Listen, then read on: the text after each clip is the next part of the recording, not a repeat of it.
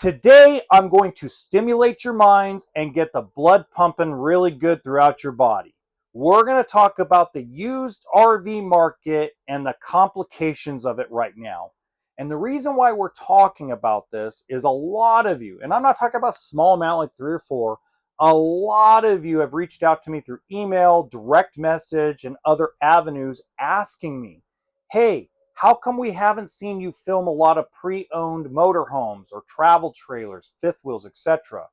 A lot of you pointed out it's been a while since I had back-to-back videos through Instagram or Facebook ads talking about, the new trailer I just got in, or I should say the used trailer I got in. And the reason is very simple, but also very complicated. Welcome to HB RV Lifestyle, the podcast. I'm the host, the Honey Badger, here to give it to you straight and transparent about the RV business, as well as some other things. Now, I want to give you a small introduction to myself. If you don't know who I am, I've actually been doing this for 15 years, at least in the industry for 15 years, going on 16 years. I've worn 9 different hats at dealerships, from service tech to service writer, porter. I've run stores, I've done finance. I've just about done every job at an RV dealership. And what I've done for the last probably 7 or 8 years is I've been pretty good at getting consignments and purchasing used units for dealerships, ones I work for, ones I don't work for, etc. So I have a pretty good pulse on what's going on in the market when it comes to pre-owned RVs. Now, let me tell you something that's a hot take, but at the same time, it's very, very true.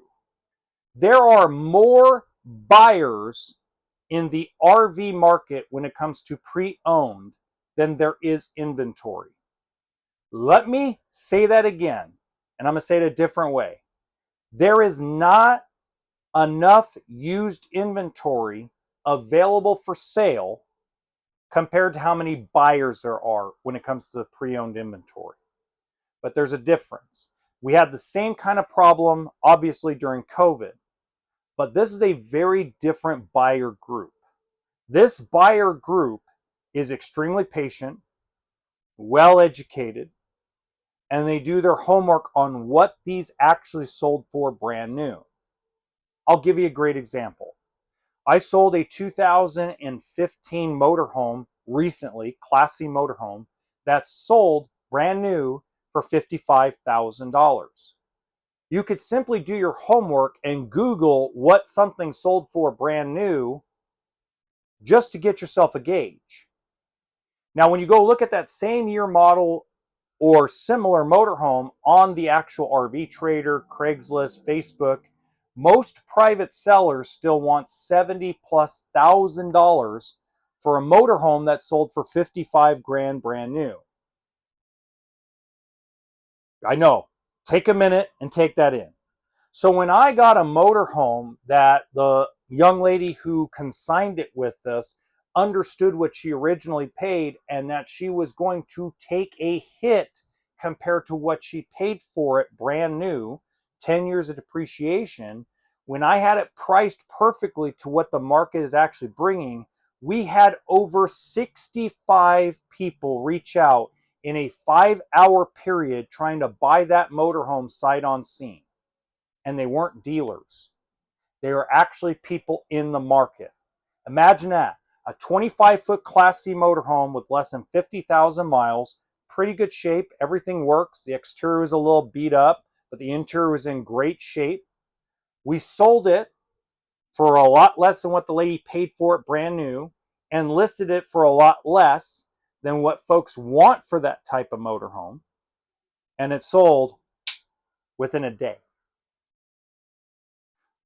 The problem I'm running into right now is I'm not running into those reasonable people anymore. I have now gotten to a point where we've sold over 30 used travel trailers in the last 2.5 months, and they don't last, because when I have that conversation with somebody and I kind of go over what a lender is going to finance on the trailer or the motorhome or the fifth wheel, they get offended. They get upset. Well, I only used it 3 times. Well, it's only been used 3 times in the last 5 years.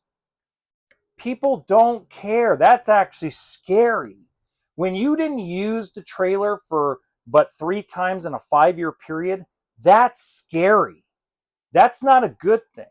I always tell bosses I work for, when I see a travel trailer with a bunch of stickers on it from different states, different parks, different visiting areas, things that people have well traveled in it, man, I want that thing before I get the guy that I've had a garage kept for 5 years and only used it twice because I know everything works. See, the worst thing for an RV, whether it's a travel trailer, a teardrop, a fifth wheel, a toy hauler, doesn't matter. The worst thing for it to do is to sit. The worst thing for it is to not be used. So while everything might look perfect on the inside, what actually rotted during the time it sat? The refrigerator didn't fire. Just like going into a car.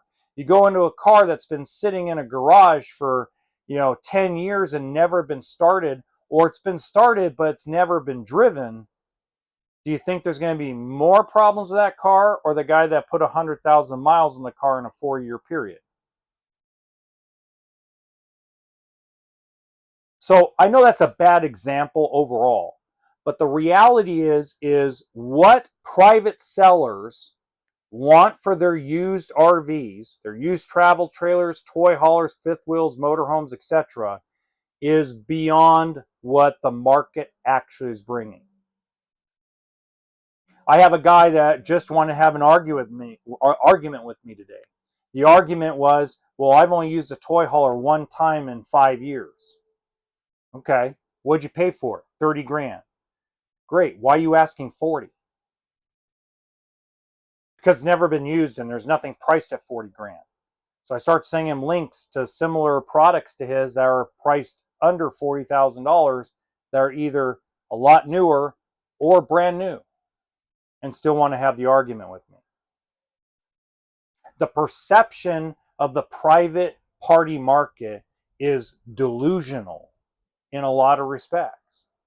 And it's been very hard to find those reasonable people. I've even had conversations with consumers that walk into the dealership lot looking for a $10,000 or $12,000 trailer. We typically don't carry stuff that cheap, even when we have a used one. And their comments were, yeah, we go and see it and it's just beat. Or, the guy is a little weird. Or he said it's a clean title, but the title's not in his name. So there's a lot of risk to private party right now. And this fluctuates, guys. This very much fluctuates. I want you to have an understanding of that. The private party market, a lot of people go to that market because they think they can steal something, or they can rig the government not to pay tax or license. Or perhaps you live in a state like Arizona or Nevada where you buy privately a used RV or used car and you don't pay sales tax. There's a lot of reasons why folks go to the private party pool to buy a rig or buy a car. Some of it and a lot of it has to do with the fact that they think they can get a better deal. And it fluctuates. It's a lot like banks and credit unions when it comes to interest rates on financing. It goes back and forth like a seesaw. There's going to come a time where the private party market, probably 5 years from now, 7 years from now, whatever that cycle may be, where the private party market is a lot better deal than what the dealership market brings. Right now, it's the opposite. Right now, it is almost virtually impossible for me to get used inventory from the private party market that is reasonably priced by the consumer. And even when you offer them to do it on a percentage basis and list it for wherever you want, they still get offended because they know you're basically telling them that you're overpriced. I have a guy with a 2014 Itasca motorhome that called in the other day. Great guy, had a great conversation. He paid $39,900 brand new for that motorhome, $40,000 for that brand new 22-foot motorhome. He wants 45 grand for it used. Well, inflation has sent things through the roof. That I understand that, but you've had that motorhome on every platform for over 32 weeks with no hits. Reason being is because people can do their homework and their research. Consumers, there are more, I'm going to say it again, there are more buyers with money ready to buy than there is inventory when it comes to the used market. But they're not spending their money like they did during COVID. They're waiting for people to understand there's depreciation. This is one reason why Camping World has been very successful in selling used inventory lately, because Marcus Lemonis woke up one day and goes, holy crap, I got a bunch of money tied up in used, let's get rid of it. That's why you see a lot of people buying from Camping World pre-owned, because they've lowered their price now. They're taking losses because they overpaid for this used inventory and realize it's just sitting on the lot, and the longer it sits on the lot, the more money they're going to lose. This is why the consignment program that I came up with, that's been very helpful in getting over 50 people their rigs sold within a 30-day period. Yes, the dealership makes some money. That's the point of having a business, is to make a profit. And yes, you probably could get more money privately, but a lot of these folks were having a tough time getting them actually sold. Number one reason why a private party seller has a really hard time getting something sold is they don't have the financing capabilities. They can't simply go get the people alone. Over 8 out of 10 folks that buy an RV take out some kind of traditional RV financing. 15% take out some kind of private loan or something through a 401k or second mortgage or HELOC loan, or something that is a non-traditional financing. Less than 5% of the total RV market is actual pure cash. So if you're looking for cash in hand, you're looking for less than 5% of the entire RV market. Fact of life. So the reality is, the reason why, and one guy asked me the other day, how'd you sell my trailer in 2 days? Well, first off, I showed you what it was going to sell for. This is how much we were able to get you. We made some money, and I got the guy a loan in a day. The guy goes, oh. I go, all I did was call him and say, hey, let's get you financed. I got the trailer. He goes, man, I've had it listed for over 12 weeks and just couldn't get anybody. He goes, people would show up, people would contact me, and I go, because most people are not going to tell you they're going to go get a loan. Most people are going to go look at the trailer, take the VIN number, go try to book it out themselves, try to find a loan through some kind of avenue.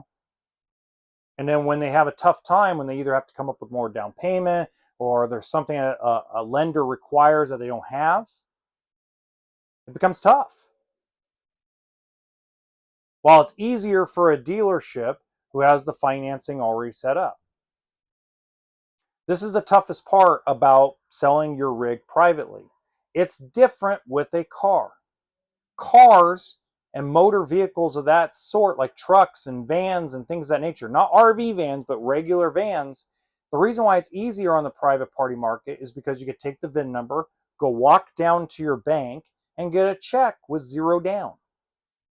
Because a car is a need, not a want. The travel trailer, the fifth wheel, the motorhome, those are toys.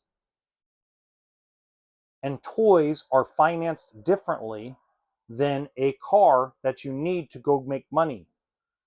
That's the mindset of the bank, the mindset of the lender. So it's easier in the boat and the RV industry to consign your vehicle than it is